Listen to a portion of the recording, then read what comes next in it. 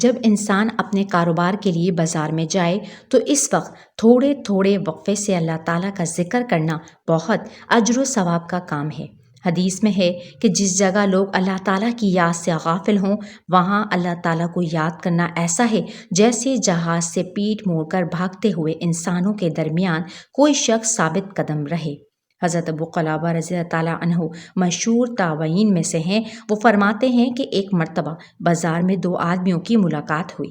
ان میں سے ایک نے دوسرے سے کہا کہ آؤ ایسے وقت جب لوگ غفلت میں ہیں ہم اللہ تعالیٰ سے استغفار کریں۔ یہ سن کر دوسرے نے استغفار کیا۔ اس کے بعد ان میں سے ایک کا انتقال ہو گیا اور دوسرے شخص نے اس کو خواب میں دیکھا کہ وہ کہہ رہا ہے، جس شام ہم دونوں بازار میں ملے تھے اس شام اللہ تعالیٰ نے ہم دونوں کی مغفرت فرما دی تھی۔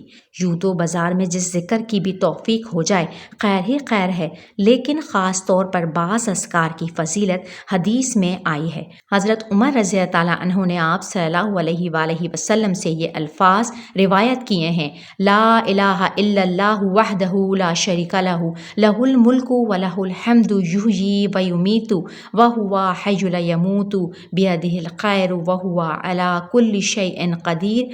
آپ صلی اللہ علیہ وآلہ وسلم نے ارشاد فرمایا کہ جو شخص بازار میں داخل ہو کر یہ کلمات کہے تو اللہ تعالیٰ اس کے لیے ہزار ہزار نیکیاں لکھتے ہیں، ہزار ہزار صغیرہ گناہ معاف فرماتے ہیں اور ہزار ہزار درجے بڑھاتے ہیں۔